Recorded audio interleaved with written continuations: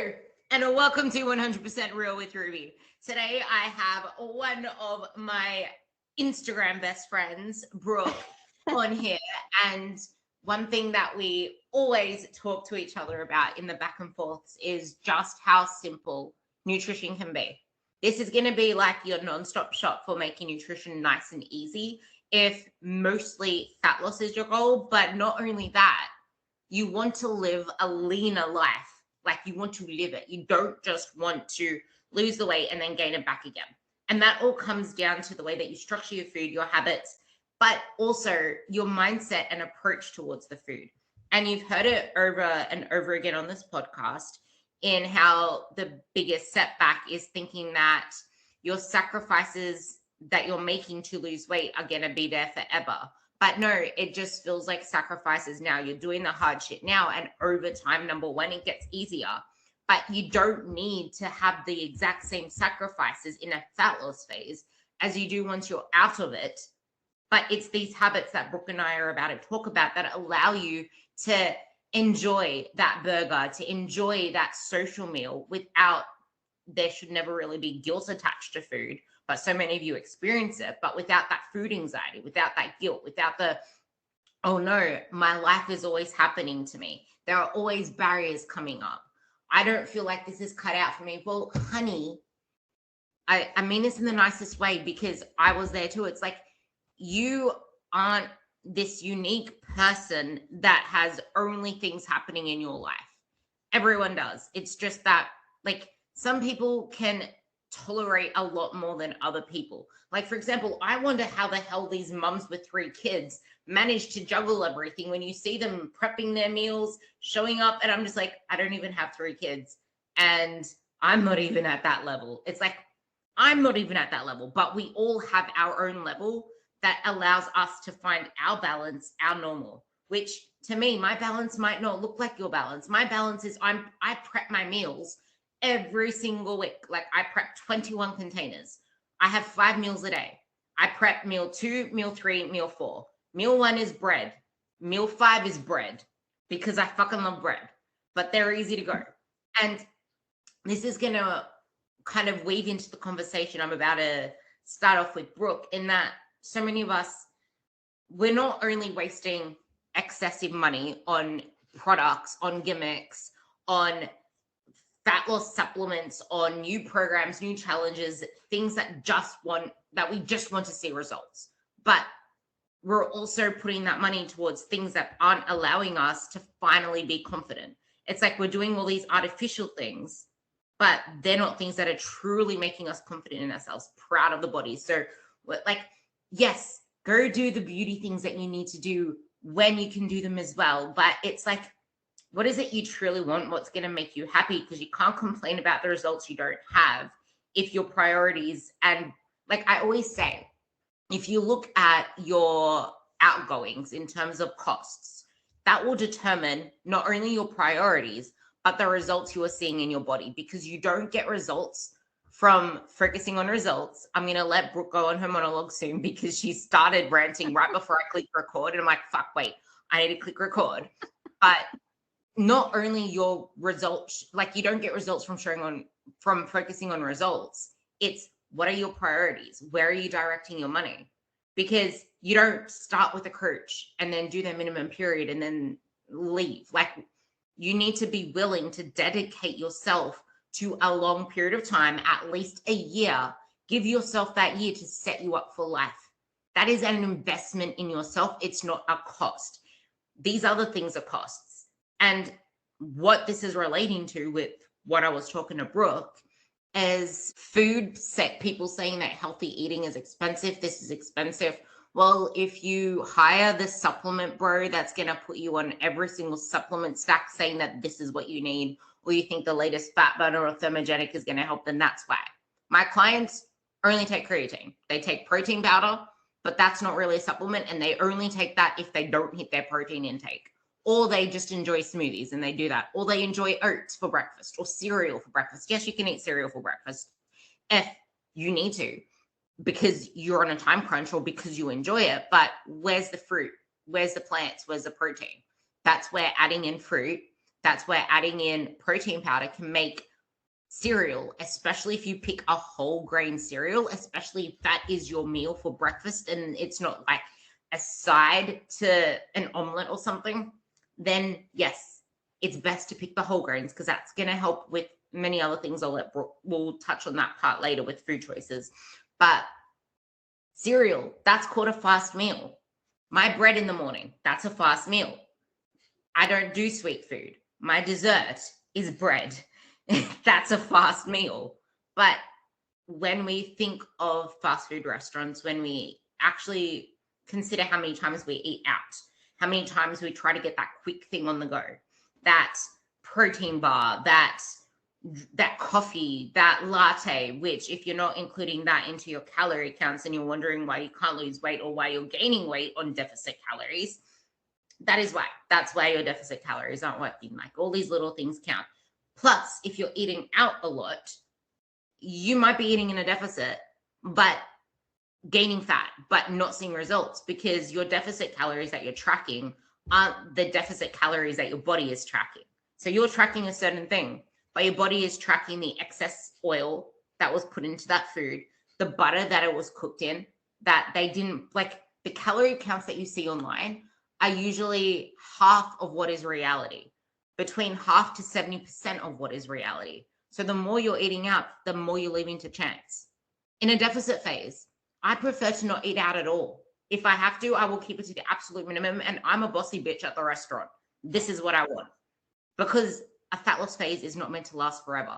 Get it over and done with so you can come out and make more balanced choices when you're out. You're still probably not going to get away with a whole pizza. Like this is where these habits come in. So with that, here's Brooke.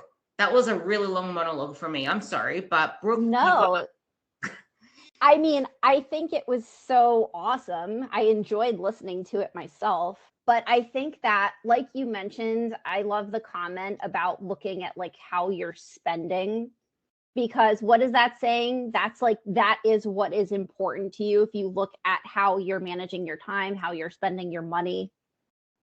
And in discussion about the cost of going out to eat, which you and I started talking about, there's this chain near us, and I'm in Connecticut, by the way, in case anyone was wondering. Jay and I, my husband, went to go get food the other day at this place called Chick-fil-A, Ruby, for 2 salads, 2 grilled nuggets, and then I think 2 diet lemonades. It was literally $40.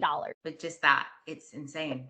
It is. So, I mean, and you know, you and I were discussing before about how some people might feel like spending money on a coach is something that they really can't allocate the funds to. And I realize that, you know, everyone has a different budget.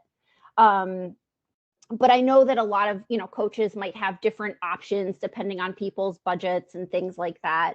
But at the end of the day, and I don't know what it's like in Australia, but here, Ruby, we in school are not taught like anything about nutrition at all. Like you might get a class or two, and what I learned about nutrition in, you know, growing up in school was taught by a gym teacher. And he basically was reading out of a textbook. And I mean, it was just, and I would say, I mean, even in high school, I mean, we learned nothing. Where I learned the bulk of what I know was when I actually went to school to study it. And that's actually the funny thing. And this is why I love you. Like, there are not a lot of dietitians online that I like. Most of them I don't like. I'm sorry. But I don't either. Yeah. I don't like them either. That's exactly why I love Brooke. Because she's like, I have this like ick with, I know that, I'm sorry, I know that they have like this title to their name, but I have an ick with pretty much the word dietitian and dietitians, just simply from the fact that a lot of, like, I have a few clients that have come to me from dietitians where the dietitians fucked them up. And when you see people online that are preaching sports performance, body composition, they actually are the ones that you know you can follow. And Brooke is one of those people where when I had people come to me from dietitians, it's like talking to like doctors are like, never listen to your doctor for nutrition advice. I had someone tell me once, don't listen to nutritionists online listen to your doctor when it comes to nutrition advice. I'm like, are you freaking serious? Like, they know jack shit about nutrition. But most dietitians are like that too, in that they're like, you need like 80 grams of protein. Let's just focus on this and this. And then they overemphasize the amount of fats you need, which if you actually listen to the literature, you don't need that many fats to make sure that there's no gallstones or any of the things that can come from really low fat intake. Like you don't, yeah, I'm going to let you say something soon. Like you don't need as much to say, but quality fats count. I'm going to let you take that away now. Well, where I was going with this, and I kind of started going off on a rant. And by the way, I've gotten into many a fight with dietitians in like Facebook groups saying like, oh, you need like 0.6 grams per kilogram for protein. And like, they'll tell me that my advice that I'm giving is wrong. And I'm recommending like double the amount of protein that they recommend. I'm like, yeah, no, you are mistaken, but many a fight I've had. But where I was going is most people have no idea, Ruby, about anything, about how to make, like, yeah, I guess most people would say that they know vegetables are good, although now we know nowadays we have doctors online demonizing vegetables. I never thought I would see the day when people are like, don't eat vegetables, they're bad for you, but here we are. But I think that it's so important. And I think when people realize just how beneficial it is to have someone like actually teach you how to lead a healthy lifestyle, how to make balanced choices, that all the bullshit they see on like the checkout lines at the grocery stores saying like, lose 10 pounds in like one day, and like, you know, crazy shit that we see on magazines and on social media everywhere, on TV, whatever. So to actually work with someone and learn how to eat in a way that's appropriate for you and your goals without having to eliminate anything. I mean, people tell me all the time, like, oh my God, like this is the best I've felt in years, because they don't have this like, I don't know, like black cloud kind of following them around all the time. Like they're worried about every little thing they put in their mouth. You know, it's horrible. Ever since they were little, you know, their mothers were on strict diets, you know, saying you can't eat this, you can't eat that. They saw their moms like being super restrictive. That impacted them. So it takes a long time, Ruby, to break that thought process. But that's why I think working with a coach, like someone like us, and then also even a therapist, because like this stuff like goes deep, you know what I mean? The therapist part, honestly, don't overlook that stuff, because it is something that can supplement your journey. A lot of people think that they just need tough love or they just need more discipline or more willpower, but it is so not that. Like if tough love was the answer, you would have had you would be where you are right now. If being hard on yourself was the answer, you would be where you want to be right now. And I love what you mentioned, because it's not just the financial cost of all the different things you're doing in the moment. It's the stress, it's the overwhelm, it's the guessing game, you're not going to commit to anything for long enough if you don't think that thing's going to lead to where you want to go. Because it's like, well, if I commit to this, what if I actually end up worse? So I'm not going to commit to that sort of thing. And it's hard if you only see the timeline with your coach, or you only see this end goal with a program or challenge, but you're not actually factoring it into, how is this fitting into my life? What's going to happen next? How am I meant to eat for life and not just for a fat loss phase? Because how you eat for a fat loss phase, you're not just going to stay on those same calories. And I see all the time, I need ideas for protein. This is a part that I really wanted to talk to Brooke about. I need ideas for protein. I need some more meal recipes. Like, yes, okay, cool. Some meal ideas are great, but the reality of nutrition is that we typically eat the same foods on a regular basis. We gravitate to what is automatic, and most people's automatic is Chick-fil-A, Macca's / McDonald's / whatever is around near you. Like that is your normal, or your normal is just picking something fast out of some shop down the road that says high protein, but it's not high protein. Like a lot of times we think that something's high protein when it's not, or something is healthy when it's not. Like I saw one of my friends on Facebook post this thing saying, I'm here to nourish myself and get this body functioning really well again. And inside this bowl, I see chia seeds in the oats, I see like a huge handful of trail mix and then fresh fruit. I'm like, yeah, that's great. But that's also probably like 800 calories because chia seeds, the nuts, the dried fruit, like, yes, it looks like a healthy bowl, but healthy does not equate to fat loss. And Right. then if that was from a chain restaurant and you're getting some yogurt with all this other stuff that's full fat yogurt, most likely, that is stuff that you don't even know what's in there. So that's something to factor in as well. But back to the point, now I went on a tangent. You don't need more meal ideas. You need more repetition, and you need to know the basics of how to structure a meal together. Take it away. Yes. And I will say, and I know you probably experience the same thing when people come to work with me, mostly women, most of my clients are women, they're consuming about half the amount of protein that they should be daily. They oftentimes are skipping meals. They are not having breakfast. They're having maybe coffee, and then they end up overeating later on in the day. They are not basing their meals around a high quality protein source. And that's something I really do stress with my clients. I'm like, make protein the star of the show, make it the star of your plate. That's what I say. And then I say, work in your, fats and carbs. I really only have my clients track total calories, fiber, and protein, because I don't want them, being so concerned with playing macro Tetris, I say. But oftentimes I find people will try and make these complex recipes with like a million different ingredients and steps. And then when you ask people to track, they're like, how do I track this? It's hard to track when meals have a million. I don't even eat that way because I don't want to bother with tracking that, maybe once in a while. But I mean, yeah, it's hard to track when you're trying to put together recipes with 4 million steps and ingredients. So the more simple single ingredient foods you can eat to assemble your meals, the easier it's going to be. It's going to be very easy for you to track that. And also, you're probably going to just feel a lot better overall eating mostly minimally processed foods that are single ingredients. You're going to feel more full and satisfied. So I like that part with the 1 million ingredients to track. Like, this is the exact thing, but it does not mean bland food. You don't need to track your herbs, your spices, your condiments like that, unless you're using, I can't believe it's butter and stuff like that. Please track that, because I had a client who was wondering why she was going in the opposite direction. And she's like, this is all I use. And it says 0 calories. I'm like, how much of that are you using? She's like, oh, just a little spray. I'm like, honestly, how much of that are you using? She's like, well, I do cover the pan and I use it for all of my meals. That is like 200 calories at minimum hidden in that.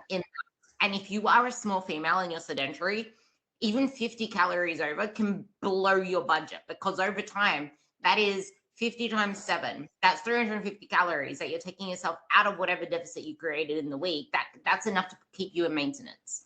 So be really careful with that. And this is where meal planning is different. Well, I'll bring up that part later. Planning is different than prepping, but that will be another thing later. But the macro Tetris thing that you mentioned is really powerful too, because a lot of people say tracking is so obsessive. Tracking is blah, blah, blah, blah. It's like, as long as you're eating a minimum amount of fruit and veggie, which for me, it's just like hit at least 600 grams of fruit and veg combined, but aim for 800. 800 is like my pinnacle for fruit and veg combined. If you hit that, you most likely hit your fiber intake, because then other things can come from your other foods if you're thinking health focused approach. Like, you should always be thinking health focused. Yeah. Your whole grains. I eat white bread, but I still include whole grains in my diet. It's making sure that you are meeting yourself where you're at. So if you're just new to this, or it's feeling overwhelming, or you came from a coach that made you hit everything to a gram, then let's just track your calories and let's just track your protein. Let's just make sure that you're getting in enough protein, and let's not worry about the rest. But if you're someone who cares about your energy and your performance, or you're someone that overconsumes fats and you're wondering why you're not getting anywhere, because like you said, people usually consume half of the amount of protein. They also usually consume double the amount of fats, and they don't even track half the fats that they eat. And that is usually why they're feeling the way that they're feeling. They're not seeing the results that they're feeling, because fats don't contribute to body composition. They're just there for hormonal health and for other functioning. It's carbs and protein that are mostly body composition. Fats, you want to make sure you're getting enough omega-3s. You want to make sure that there's, I like saying at least 0.6 grams per lean body mass kilo. That's like what Alan Aragon says too, and you've heard him talk on that before. That as long as you're hitting that minimum for your lean body mass, like if you're 200 pounds or 100 kilos, whatever, you don't need to eat 0.6 of that. And I think this is also where a lot of macro calculators, we'll go into macro calculators as well, but macro calculators can completely screw your readings if you're in the more overweight category, because you don't need to eat what they tell you to eat for a 100-kilo person. Like, no, you have a lot more stored body fat. You can get away with less. It's just how are you factoring it in? But yeah, anyway, so if you can scale upon the spectrum of like the clients that I have that I don't want to track all of the macros. I want your carbs around your training. I want your fruit and veg. I want your protein.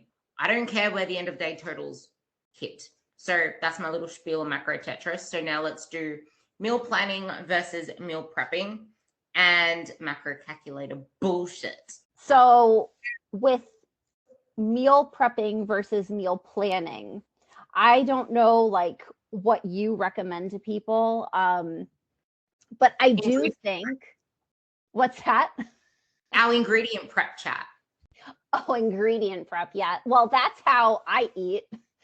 So at the beginning of every week, I'll generally prepare like some different proteins, a bunch of vegetables. Like this week, I made big salads, which I'll be adding different proteins to throughout the week.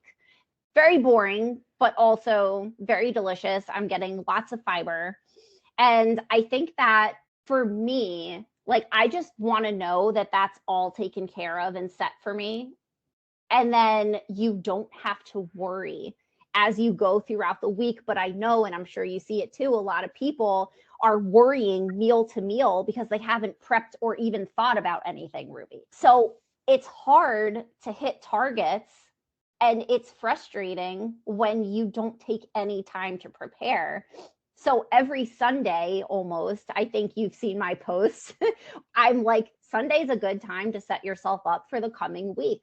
I say it ad nauseum because I think that it really is worth taking a couple of hours.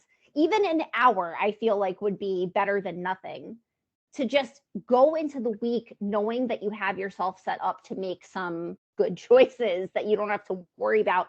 And if you have your breakfast and lunches kind of set, because a lot of people might vary dinner just because that's when they're eating with their family, you know.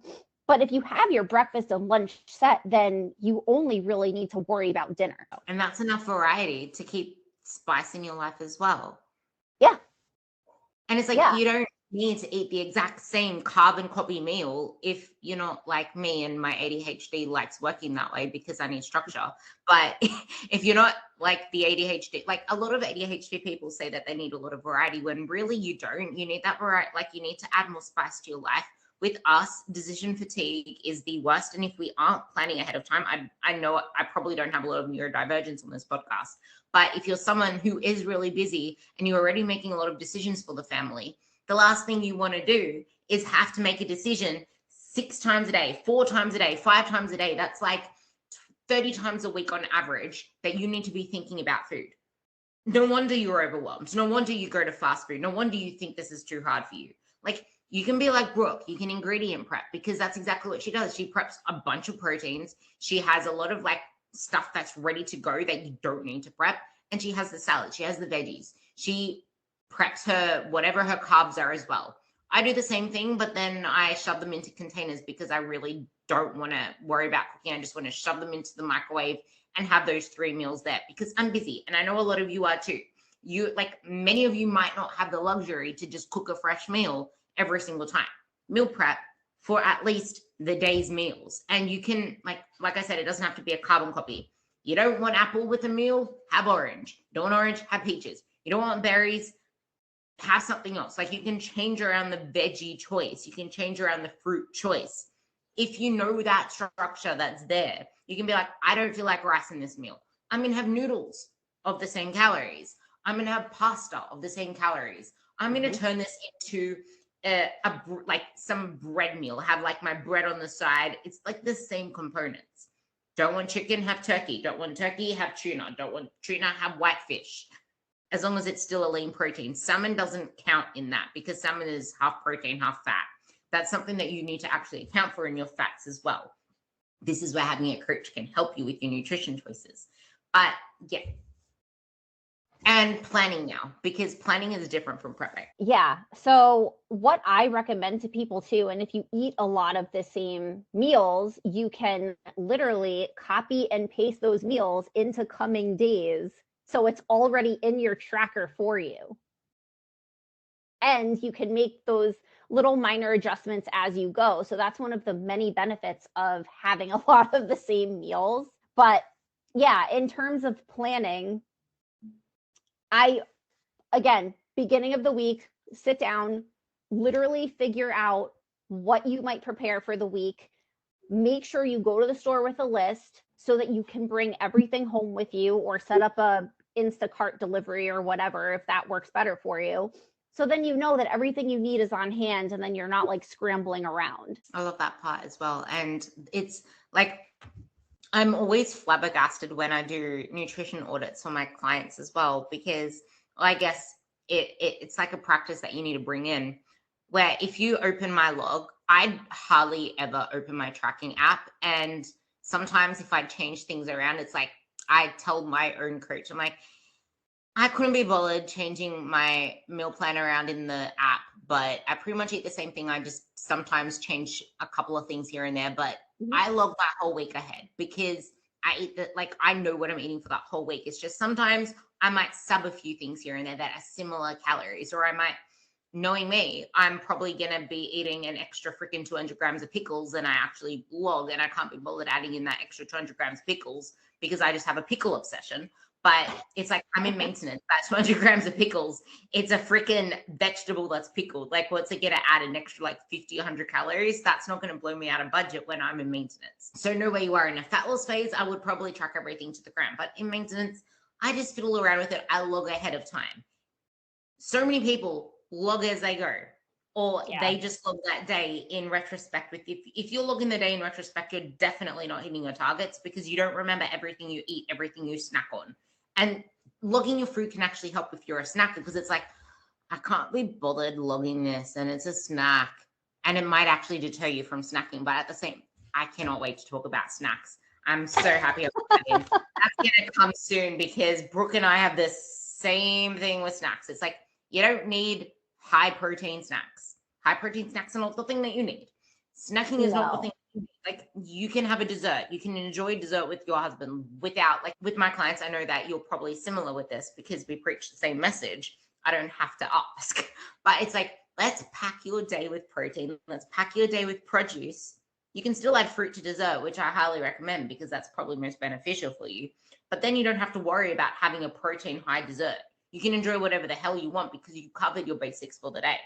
Yeah. But if you haven't, then you can add something small to that, like Greek yogurt, like something like that. But yeah, I'll let you take that part away now. Oh yeah. So I'm always asked, what are some high protein snack ideas? Always. And I'm like, okay, why don't we just make your meals bigger? Make them more filling and actually increase the protein of those and the fiber. And then when people do that, they're like, yeah, I don't really feel like snacking so much anymore. I'm like, yeah, because you're actually eating meals that make you feel full. It's crazy. I mean, again, like, and I'm sure you see it too, like women will in the morning, like I have this one lady that just comes to mind. She would start every day off with like a small little pot of yogurt. It wasn't even Greek yogurt. It was just like some regular, I don't know, I don't even remember the brands, but it had like 6 grams of protein, Ruby. And she was telling me, I'm starving. After I get home from work, she was a teacher. She would get home and she would eat like her pantry because she was starving. So we worked on increasing the protein earlier in the day, making sure she was actually eating a substantial breakfast. And then again, the snacking thing kind of just becomes like, you don't need to because you're actually full. And a lot of times too, I think people forget to even log their snacks. So a helpful tip would be try to track prior to eating as much as possible, because good luck remembering what you ate. I can't remember what I ate today. You know what I mean? Yeah, exactly the point. And when you're really busy, you might not even notice that you're snacking. And if you're snacking on nuts, that's probably the worst thing you can do. If you're snacking on seeds, that's probably the worst thing you can do, because it doesn't feel like much, but it adds up to a shitload. And also the whole, like, this is why I hate fasting. And this is why I say breakfast is the most important meal, because most people do not get in enough protein and produce. What is a great meal to get in enough protein and produce? Breakfast. What is a great meal to start your energy off on a great note? Breakfast. And you know what? You actually can increase the calories you can eat on a daily basis, aka increase your maintenance, if you're eating through the day and not saving it for nighttime. Your deficit will not work for you if you're eating like a bird through the day, because that deficit automatically won't turn to a deficit, because of the fact that now you're low energy, you're not able to give as much. You might not even notice that your hand gestures, your body language, your neat, your steps, your effort in everything that you do is just lagging, because you are not feeding your most active period of time. And for someone who's interested in body composition, it is even more important. If you're someone who trains really hard, it is even more important to fuel your day. Yes, you can have a coffee on its own in the morning, as long as you eat something that is still protein and produce in the first part of your day and you hit your targets. Because having just a coffee and then just another coffee and then maybe some bagel or some croissant or something small on the way to work or at the work lunch break, that is not going to serve you long term, because that is why you can eat a substantial amount for lunch but have nothing through the day, but you can eat a substantial amount for lunch and then have that as your only real meal, and then get home ravenous and then eat a substantially huge meal and still want to keep eating. Because that, the way that the blood sugar works through the day, you are like in a gap, and that's just brought you over the gap. So now your body is going to want more, and it's giving you more signals to keep eating regardless of how full you feel. Yeah, no one makes good decisions when they're starving. Like, it is just not going to end well. So it is really important to make sure, and, eating at consistent meal times throughout the day is really helpful as well. But I did want to bring something up, Ruby, as far as tracking goes, kind of bringing it back to the point I was trying to make earlier, and then I went off on a tangent. So talking about how people don't know anything about nutrition. Most people don't. Tracking is one of those amazing tools that we have at our disposal, that can actually teach us how to build those balanced meals, as far as portion control goes, learning that you really don't need to eliminate anything. And I think that just having people spend that time, I think that they feel that they'll have to do it forever, but you're going to give yourself such a tremendous amount of education with tracking.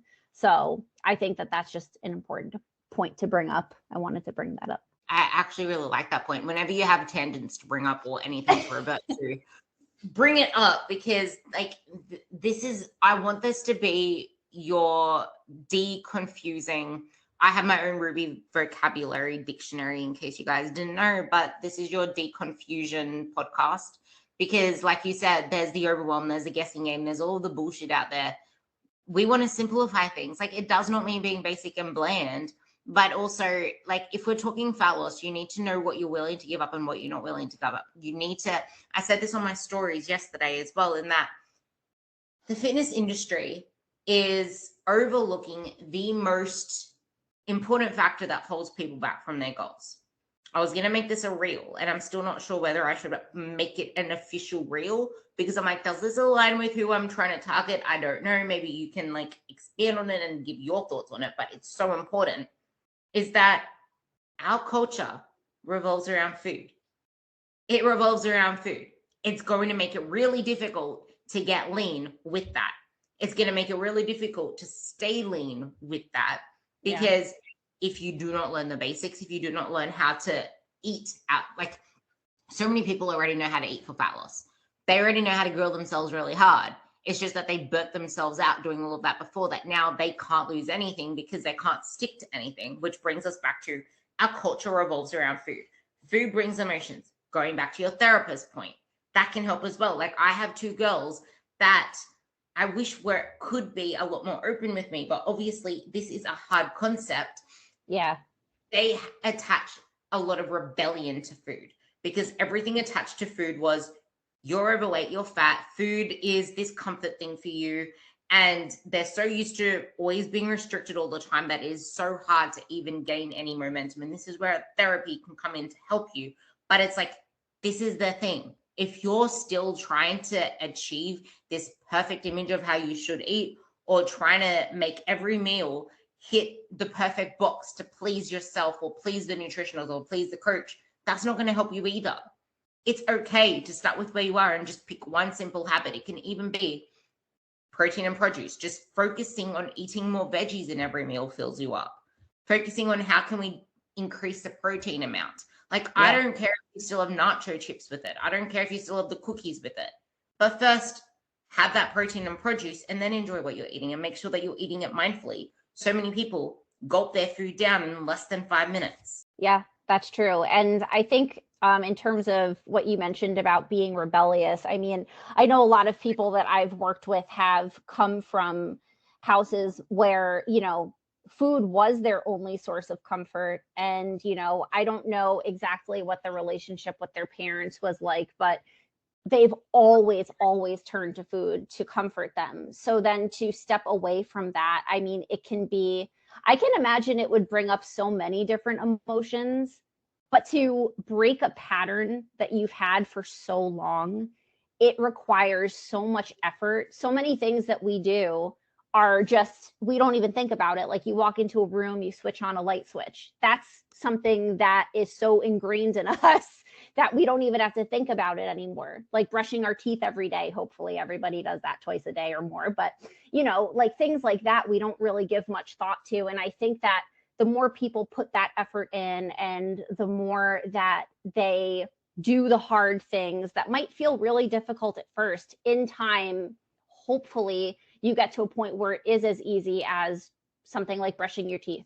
You know what I mean? But the effort does need to be there consistently, and working through all that inner shit, all the shit that we carry on our back all over the place, to sort through that and work with a professional and like in time set those bricks down. It feels so good. And working with a coach and a therapist at the same time, it's like epic. I just feel like so much good will come from that combination. I honestly don't, I shouldn't say I don't think or don't believe you should, but I don't believe that you should just work with a therapist on its own, because that's all great in theory. How's it going to be added to practicality to get you to where you want to be? Because that can easily be forgotten. And even myself, like I have both working together. Yes, it is an investment, but it's like, for me, it's more so I need to manage my neurodivergence. So that's why I have that therapy support there. But it's like, it's all well and good talking about it, but how am I now going to implement it into my life? How is this going to factor into everything that is holding me back?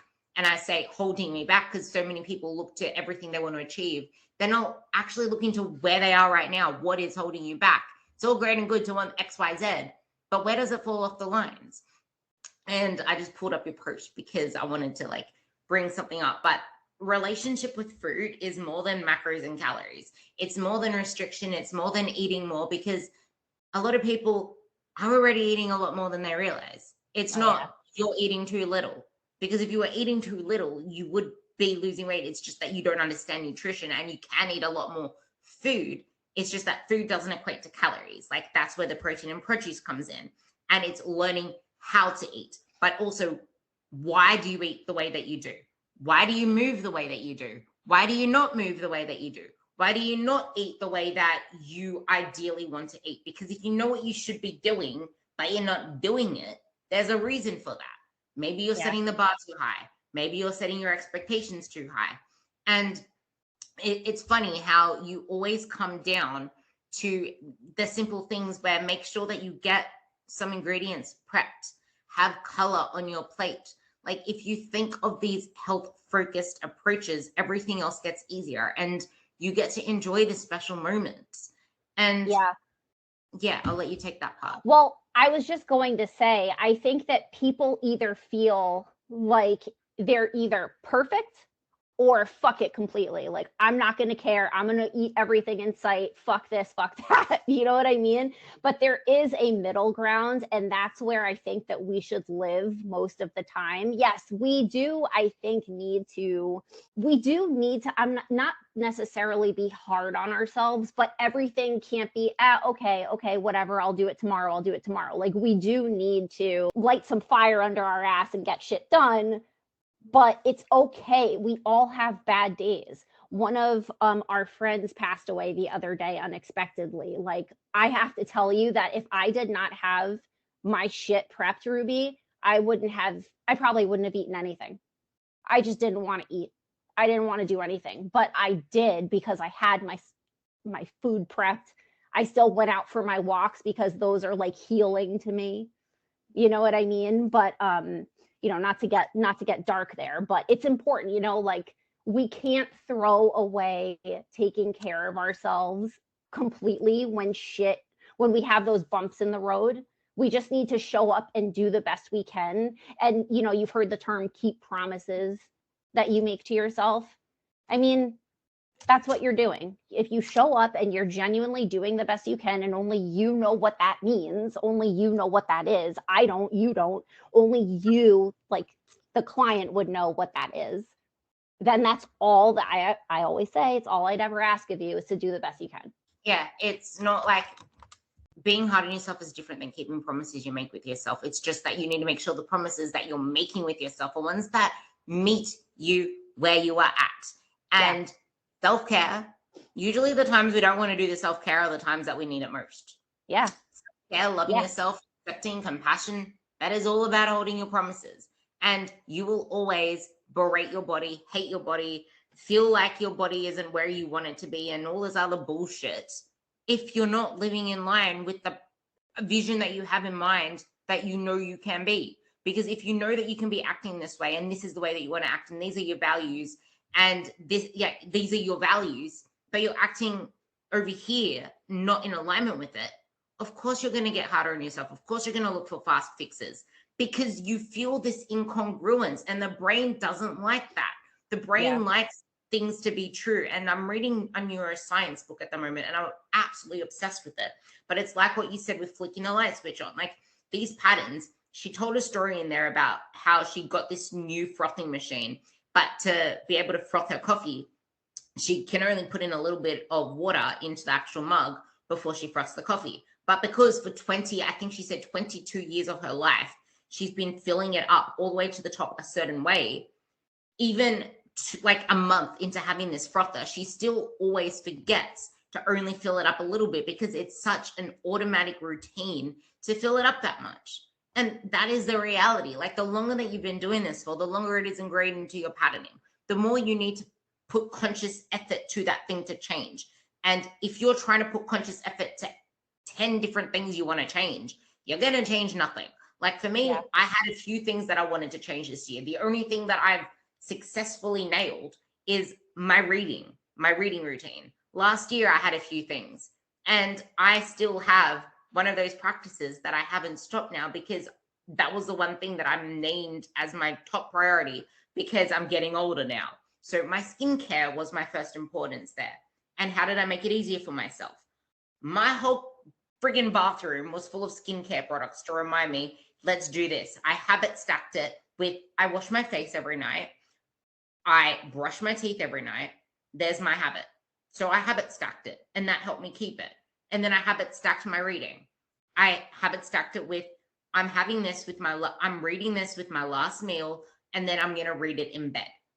Yes, it was hard to start with because what was my other habit? It was using my phone.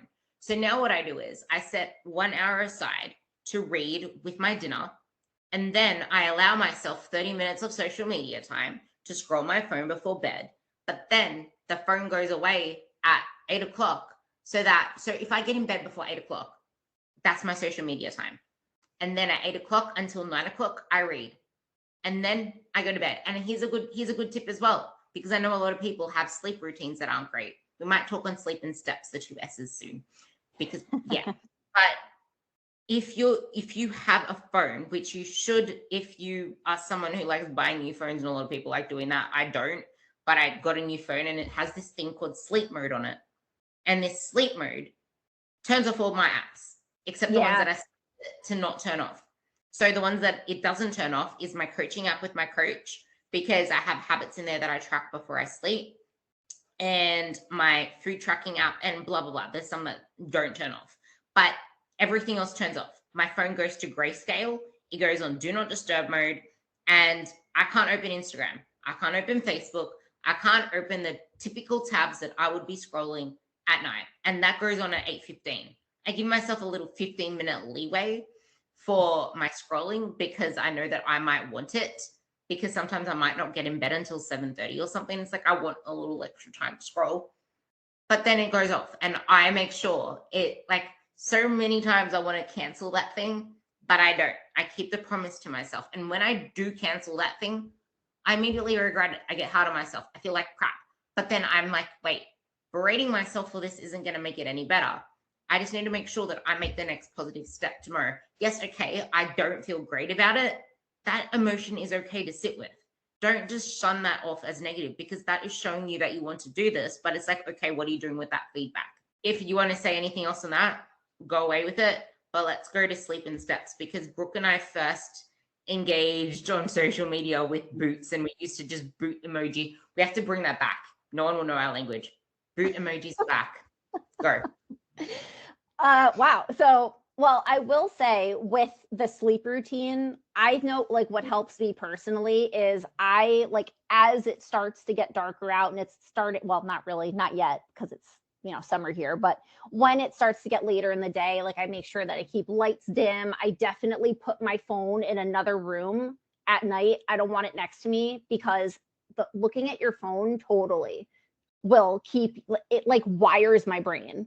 So I think that your tips about, putting like that, what is it, like the do not disturb or whatever on the phone, it really does help. Yeah, it helps. I do something similar with my phone as well, and it's been very helpful. But I mean, oh my gosh, steps. You want to talk about steps? Yes, because you can't just diet your way to lean, because that would, like, this is where a lot of people say that, like, it's friggin' 2024. Like, food is delicious. We want to be able to have this buffer space. But if you're not focusing on this huge thing, then you're just making it harder on yourself. Well, yeah. And I also think that people really overestimate the amount of activity that they do. They're like, oh, I go to the gym for like 30 minutes, like 5 times a week. And it's like, okay, but then they sit for the rest of the day at a desk. So for most of the day, I sit at a desk a lot too, but honestly, getting an adjustable desk with my walking pad, which is actually right here, pressed up against my wall next to me, that was one of the best investments I've ever made. And it was like $200 something. I mean, I think you have a walking pad and a desk as well, right? Yeah, the walking pad needs a new motor because it is shitted itself. Well, it's a lot cheaper to replace one of those than a treadmill. Oh my God. I used to have a treadmill and it crapped the bed. It was very expensive. And then I ended up just getting this like $100 something walking pad. Best thing ever. But that is, and I mean, if you are stuck at a desk for most of the day and you work at home, because I don't know if you'd be able to bring one into work, but getting an adjustable desk and a walking pad can be a game changer for you as far as like your overall movement. And you can like walk and work and get lots of steps in and not even think about it. It's honestly the most powerful thing you can do. And if you do not work from home, you are entitled to a lunch break. Yes. Sitting at your desk, knitting at your desk isn't really serving you or your mental state. You need to have that break regardless. So getting yourself outside is one of the most powerful things that you can do for a walk. Like even walking around the office every now and then. Or if you drink a lot of water, you'll be going to the bathroom a lot. There's steps there. Mm-hmm. Yep. I am constantly getting up to go to the bathroom. Yeah. You can drink so much water. You can calculate all of these steps up throughout the day. And talking about the activity thing, I had a client, she she's been with me for like 6 years now, so she's already learnt the lesson. But she was a busy mum who was always running around everywhere and acting as though she was active, not seeing the results she wanted. She was running around everywhere, but not like on her feet, in a car. And it felt really busy. And she was very busy in her head, as in like thinking about so many things. She thought she was active until she tracked her steps. And then there are other people that are just really busy with work on the computer. They feel like they have all these tasks to do, but it doesn't equate to actual movement that is going to serve your metabolism and your health. Yes, that is very well said. And yeah, and I think that, you know, what I do, I don't have I do have a smartwatch. I just got one, but I don't really use it. I track my steps using my phone. I have the Pacer app that I love, and I usually put my phone in a fanny pack, and that's how I track my steps. So just a recommendation to you guys, if you don't have a smartwatch or anything, your phone will track your steps for you for free. Yeah, that is a great idea as well. I think what I really want to end this podcast on is something that sets a lot of people back, is one of the biggest things, and it comes down to that whole food culture thing that I mentioned. Yeah, it's the weekends. So let's talk about the weekends, because the weekends, there's little structure for most people. Most people work Monday to Friday. You sleep in on the weekend, which is probably a really terrible idea if you don't keep at least the same sleep-wake cycle by about an hour. It doesn't matter if you wake up at 6 o'clock, if you usually wake up at 5. That's close enough. But yeah, let's end the podcast talking about weekends. I don't think people realize how big of a chunk the weekend is. So they put in all this hard work during the week. They're probably having an easier time sticking to their targets during the week because they have a more predictable schedule, whatever. They're not maybe being as social. And then the weekend comes and it kind of all goes a little haywire, right? Because happy hour, going out with friends, whatever the case may be, eating a lot differently than you do during the week, eating out more, and a couple of meals out on the weekend. I mean, if you go out to eat, you're probably looking at like what, at least like you're going to be up at like near 1,000 calories, probably at least for a meal out, right? And then that comes with alcohol, and we know that, you know, if you have a couple of drinks, that could kind of make it so you're not making the best decisions, impact how your recovery, impact your sleep and all that good stuff. So it's just like, you know, kind of a shitstorm, right? Yeah, exactly. And I feel like this is a really great point to leave the podcast, because we need to zap. But I hope that you gained a lot from this. And if there is anything else that you have questions to ask, message either of us, reach out to us, go follow Brooke. Leave your handle below. It's Well Balanced with Brooke. So you'll find her in the description below. And if you gained anything from this podcast, it would mean the world to me if you could rate it. Like, it would just take 3 seconds out of your day. Just please, because I really want to get the word out there. I'm an avid podcast listener, and there is nothing that I hate more. And I know you're the same. You're listening to a podcast, and then there's an ad, and you're like, cool, it's just an ad. But then there's another ad, and then another ad. And then you finally get into the podcast. But then like a little bit later, there's more ads. I will not bring ads, but I do ask that you rate and review the podcast. Even just rate it. I don't care about reviews. Just rate it. If you want to give a review, that'll be amazing. But yeah, do that. And I love you all. And thanks for listening. Thank you, Ruby.